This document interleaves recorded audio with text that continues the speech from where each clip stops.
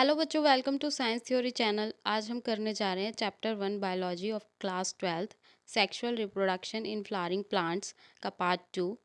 Previous video में हमने part 1 किया था, उसमें हमने क्या क्या पढ़ा था। सेक्सुअल रिप्रोडक्शन क्या होती है, इसके कितने स्टेप्स होते हैं, जैसे कि sexual reproduction in flowering plants के 3 स्टेप्स होते हैं: प्री फर्टिलाइजेशन, डबल फर्टिलाइजेशन और पोस्ट फर्टिलाइजेशन। हमने भी पढ़ा था कि फ्लावर क्या होते हैं, उसके पार्ट्स कितने होते हैं, उसका मेल रिप्रोडक्टिव और फीमेल रिप्रोडक्टिव पार्ट भी हमने पढ़ा था।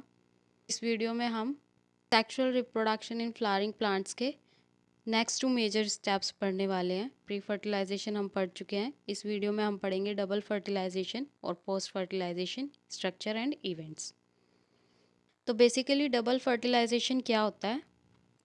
डबल फर्टिलाइजेशन होता है जब एक मेल गमीट फ्यूज़ हो एग के साथ और दूसरा मेल गमीट फ्यूज़ हो दो पोलर न्यूक्लियाई के साथ। मतलब यहाँ पर दो मेल गैमीट्स होते हैं, जिसमें कि एक मेल गैमीट जो होता है वो एग के साथ फ्यूज़ होके फर्टिलाइजेशन करता है, जिसे हम सिनगैमी भी बोलते हैं। और जो दूसरा मेल गैमीट होता है वो दो पोलर न्यूक्लियाई के साथ फ्यूज़ करता है और ट्रिप्लॉइड प्राइमरी एंडोस्पर्म न्यूक्लियस बना लेता है। मतलब जब एक मेल गैमीट तो एग के साथ फ्यूज़ हुआ और दूसरा मेल गैमीट दो पोलर न्यूक्लियाई के साथ फ्यूज़ हुआ और उसने ट्रिप्लॉइड प्राइमरी एंडोस्पर्म न्यूक्लियस बना लिया, जिसे हम क्या कहते हैं? ट्रिपल फ्यूजन कहते हैं। अब ट्रिपल फ्यूजन हम किसे कहते हैं? जब एक मेल गैमीट दो पोलर न्यूक्लियाई के साथ फ्यूज़ करके ट्रिप्लॉइड प्राइमरी एंडोस्पर्म न्यूक्लियस बना ले। जाइगोट कब बनता है? जाइगोट बनता है जब एक मेल गमीट फीमेल एग के साथ फ्यूज होके कंप्लीट सिनगैमी करता है और डिप्लॉइड सेल बनाता है। ठीक है, तो डबल फर्टिलाइजेशन में क्या हो रहा है?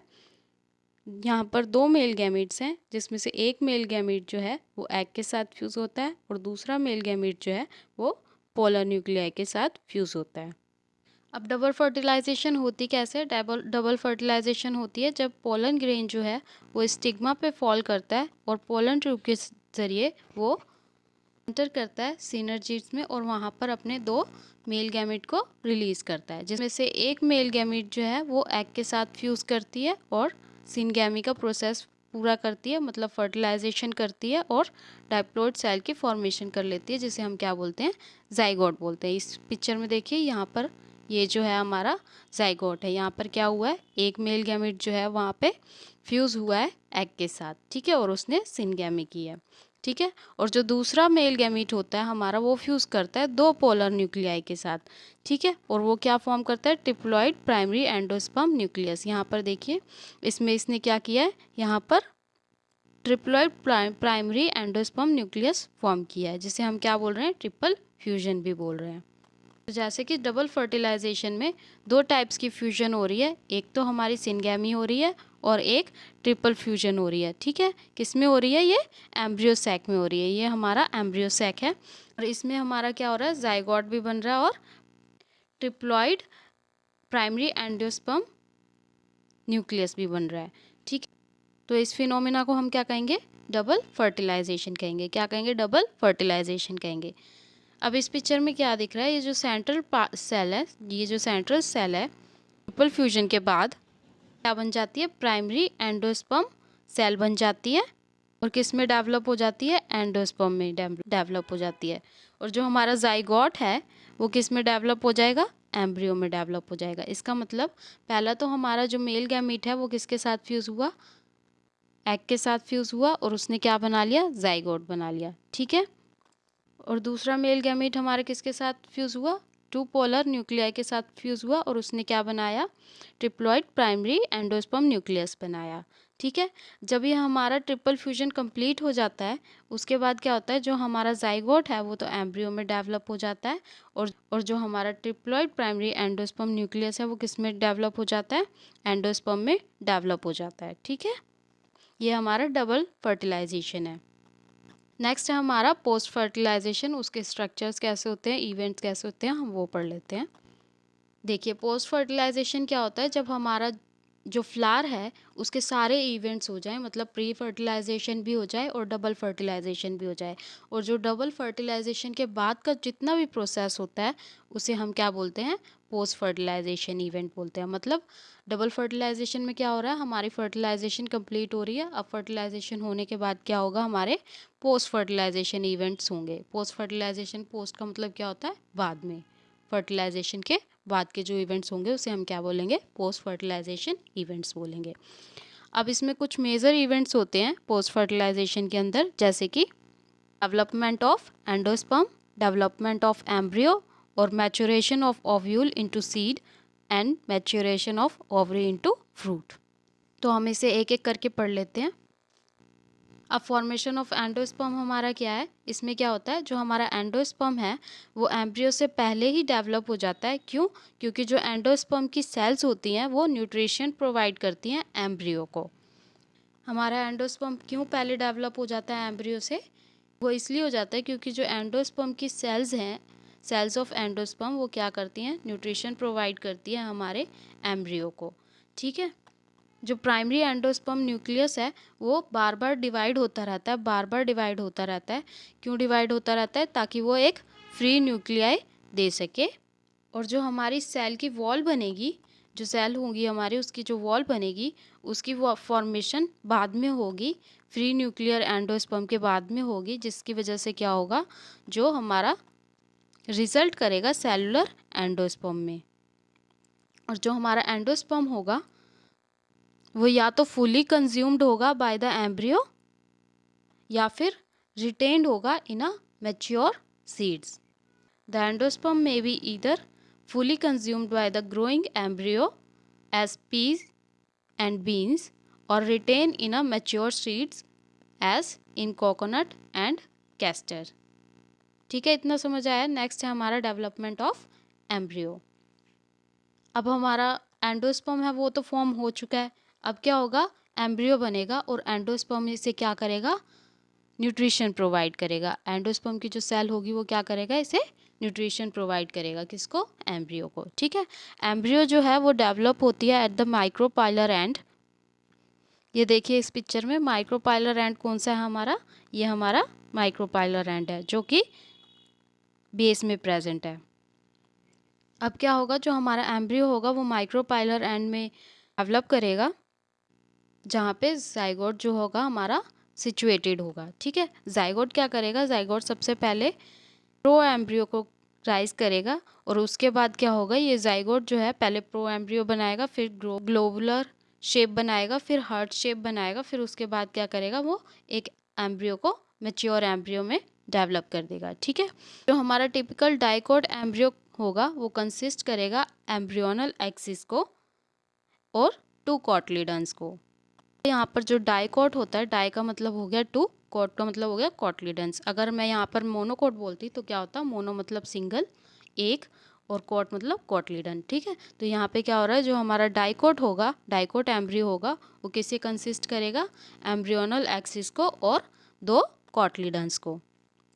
और जो हमारा पोर्शन होगा एम्ब्रियोनल एक्सिस का, जो ऊपर का लेवल होगा कॉटलिडन का, उसे हम क्या बोलेंगे, एपिकॉटल। वो किस किस को कंसिस्ट करेगा, हमारा प्ल्यूम्यूल को, जो कि हमारी शूट की टिप होगी, और उसके नीचे का जो पोर्शन होगा उसे क्या बोलेंगे, हाइपोकॉटली। ये किसे कंटेन करेगा, ये रूट टिप को कंटेन करेगा, जिसमें क्या होगा, रेडिकल प्रेजेंट होगा। ठीक है। अगर इसे हम डिवाइड करें तो ये हमारा क्या हो गया, शूट टिप हो गया, और ये हमारा क्या हो गया, रूट टिप हो गया। जो हमारी रूट टिप होगी वो किससे कवर होगी, रूट कैप से कवर होगी। ठीक है। स्ट्रक्चर समझ आया एपिकॉटल का। ये हमारा एपिकॉटल है जिसमें शूट टिप जो है वो प्यूमिल की है और जो रूट टिप है वो हाइपोकॉटल की है। शूट टिप में क्या होगा, हमारा प्यूमिल होगा, रूट टिप में क्या होगा, हमारा हाइपोकॉटल होगा जिसमें रेडिकल होगा, और जो हमारे रूट टिप होगी उसमें रूट कैप भी प्रेजेंट होगा। ये तो था हमारा डाइकोट एम्ब्रियो का, जिसमें क्या होता है, 2 कॉटलिडन्स प्रेजेंट होते हैं। अब हमारा मोनोकॉटलिडन कैसा होता है, मोनोकॉटलिडन में क्या होता है, जिसमें हमारा सिंगल कॉटलिडन होता है। ठीक है। मोनोकोट एम्ब्रियो में क्या होता है, हमारा सिंगल कॉटलिडन होता है, जैसे कि फॉर एग्जांपल हम क्या ले लेते हैं, ग्रास ले लेते हैं। ग्रास में क्या होता है, ग्रास जो होती है हमारी मोनोकॉट होती है, जिसमें क्या प्रेजेंट होता है, एक ही कॉटलीडन होता है। ठीक है, ग्रास को हम और क्या कहते हैं, स्क्यूटेलम भी बोलते हैं। ठीक है, अब इसमें क्या होता है, सिर्फ एक ही साइड एम्ब्रियोनल एक्सिस होता है। हमारा डाइकॉट में तो दो साइड एम्ब्रियोनल एक्सिस था ना, ये हमारा जो डाइकॉट था, डाइकॉट एम्ब्रियो था, इसमें दो कॉटलीडन्स थे ना एम्ब्रियोनल एक्सिस में। बट हमारे मोनोकॉट एम्ब्रियो में क्या होगा, सिंगल कॉटलीडन होगा। ठीक है, और एक ही साइड एम्ब्रियोनल एक्सिस भी होगी। ठीक है, लोअर एंड में क्या होगा, यहाँ पर एम्ब्रियोनल एक्सिस होगी जिसमें रेडिकल होगा और रूट कैप जो है उसे क्लोज करेगी। और रूट कैप को कौन क्लोज करेगा, कॉलियोराइजा। जो हमारी एपिकल होगी वो स्क्यूटेलम के ऊपर होगी, और जो शूट एपेक्स होगी हमारी और लीफ पेरिमोडिया होगी, वो किससे क्लोज होगी, बाय द होलो स्ट्रक्चर, जिसे हम क्या बोलेंगे, कोलियोपेटलिस। ये तो हमारा था डेवलपमेंट ऑफ एम्ब्रियो। नेक्स्ट है हमारा maturation of ovule into seeds. अब एंजियोस्पर्म में क्या होता है, जो सीड्स होते हैं वो फाइनल प्रोडक्ट होते हैं सेक्सुअल रिप्रोडक्शन के। ठीक है, सीड्स क्या होते हैं, फाइनल प्रोडक्ट होते हैं सेक्सुअल रिप्रोडक्शन में, और जो सीड्स हैं वो फ्रूट्स के अंदर फॉर्म होते हैं। और सीड में टिपिकली क्या कंसिस्ट होता है, एक तो सीड कोट होता है, कॉटलीडन होता है, और एम्ब्रियोनल एक्सिस होती है। जो कॉटलीडन होता है एम्ब्रियो का, वो सिंपल स्ट्रक्चर होता है और ज़्यादातर थिक होता है और स्वेलन होता है due to storage of food reserves, क्योंकि उसके अंदर क्या होता है, फूड रिजर्व्स होते हैं, मतलब फूड प्रेजेंट होता है। देखो एंजियोस्पर्म में क्या होता है, जो सीड्स होते हैं वो फाइनल प्रोडक्ट होता है सेक्सुअल रिप्रोडक्शन का। सीड्स जो हैं वो फ्रूट्स के अंदर प्रेजेंट होते हैं, फॉर्म होते हैं। ठीक है, और सीड्स किसके कंसिस्ट होते हैं, सीड्स कोट्स के, कॉटलीडन्स के और एम्ब्रियोनल एक्सिस के। ठीक है, ये कॉटलीडन्स क्या होगा, एम्ब्रियो का सिंपल स्ट्रक्चर होगा। जनरली ये थिक और स्वेलन होते हैं क्योंकि इनके अंदर क्या होता है, फूड रिजर्व होता है, जैसे कि फॉर एग्जांपल लेग्यूम्स। जो मैच्योर सीड्स होती हैं वो नॉन एल्ब्यूमिनस भी होती हैं और एल्ब्यूमिनस भी होती हैं। नॉन एल्ब्यूमिनस में क्या होता है, जो सीड्स होती हैं उसके अंदर कोई भी एंडोस्पर्म का रेजिड्यूल प्रेजेंट नहीं होता, कोई भी एंडोस्पर्म का रेजिड्यूल नहीं बचा होता, वो कंप्लीटली कंज्यूम हो जाता है एम्ब्रियो की डेवलपमेंट में। ठीक है, जो हमारा सीड होगा वो कंप्लीटली एम्ब्रियो में कन्वर्ट हो जाएगा। ठीक है, उसके अंदर कोई भी एंडोस्पर्म का रेजिड्यूल प्रेजेंट नहीं होगा, जैसे कि पी या ग्राउंडनट। और एल्ब्यूमिनस सीड्स में क्या होता है, जो एंडोस्पर्म का पार्ट है वो कंप्लीटली यूजअप नहीं होता। ठीक है, ड्यूरिंग द एम्ब्रियो डेवलपमेंट, मतलब जब एम्ब्रियो हमारा डेवलप हो रहा होगा उसमें जो एम्ब्रियो का पार्ट है वो कम्प्लीटली यूजअप नहीं होगा। ठीक है, उसमें कुछ पार्ट जो है एंडोस्पर्म का रेजिड्यूल्स रह जाएंगे। फॉर एग्जाम्पल वीट, मेज, बार्ली, कैस्टर एक्सेट्रा। ठीक है, ज़्यादातर क्या होता है, जो सीड्स होते हैं जैसे कि ब्लैक पेपर हो गया, बीट हो गया, में क्या होता है, remnants of nucleus are also persistent. Residual persistent nucleus is perisperm. ठीक है, integuments of ovules harden as tough protective seed coats. जो इंटैगमेंट्स होते हैं ओव्यूल्स के वो हार्ड होते हैं, प्रोटेक्टिव होते हैं एज सीड कोट्स। जो माइक्रोपाइल होता है सीड कोट के अंदर वो स्मॉल पोर्स की तरह ही बना रहता है, जिससे क्या होता है, वो फैसिलिटेट करता है, मतलब प्रोवाइड करता है एंट्री ऑफ ऑक्सीजन और वाटर इनटू द सीड्स। क्यों, क्योंकि उसे सीड को जर्मिनेट करना होता है। ठीक है, the micropyle remains as a small pore in the seed coat, this facilitates entry of oxygen and water into seed during the germination. जैसे ही सीड मैच्योर हो जाती है, इसमें क्या होता है, वाटर जो है वो कम होने लगता है और सीड जो है वो ड्राई हो जाती है।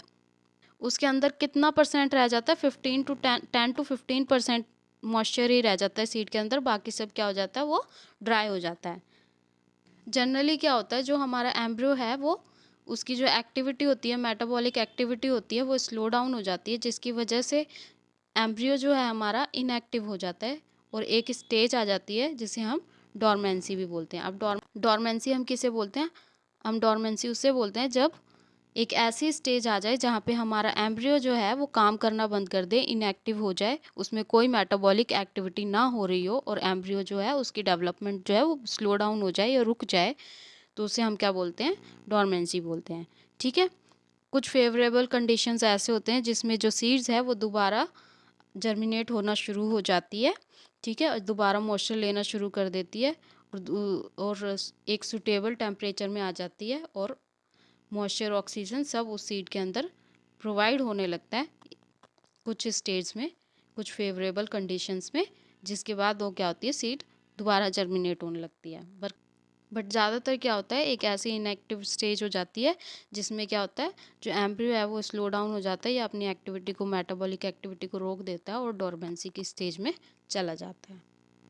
ठीक है, ये तो था हमारा maturation of ovule into seeds. Last major event है हमारा पोस्ट फर्टिलाइजेशन का, maturation of ovary into fruits. अब जो हमारा ओवरी है वो फ्रूट में मैच्योर होगा। जैसे ही हमारा ओव्यूल जो है वो सीड्स में मैच्योर हो जाता है, फिर उसके बाद क्या होने लगता है, जो हमारी ओवरी है वो डेवलप होने लगती है फ्रूट में। ठीक है, ये जो ट्रांसफॉर्मेशन होती है ओव्यूल के सीड्स में और ओवरी की फ्रूट में, वो साइमल्टेनियसली होती रहती है।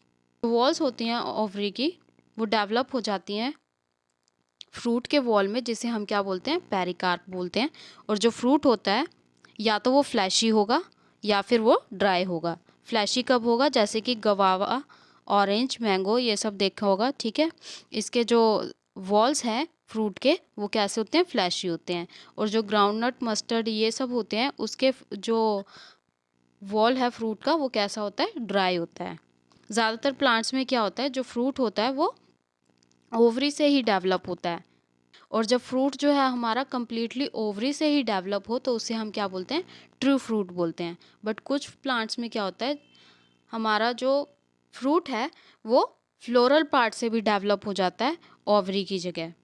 जैसे कि एप्पल और स्ट्रॉबेरी। एप्पल और स्ट्रॉबेरी में क्या होता है, जो हमारा फ्लावर का पार्ट होता है, थैलेमस, वो क्या होता है, फॉर्मेशन कर देता है किसकी, फ्रूट की, मतलब वो फ्रूट में कन्वर्ट हो जाता है। ओवरी से वो फ्रूट में कन्वर्ट नहीं होता, वो थैलेमस से फ्रूट में कन्वर्ट हो जाता है।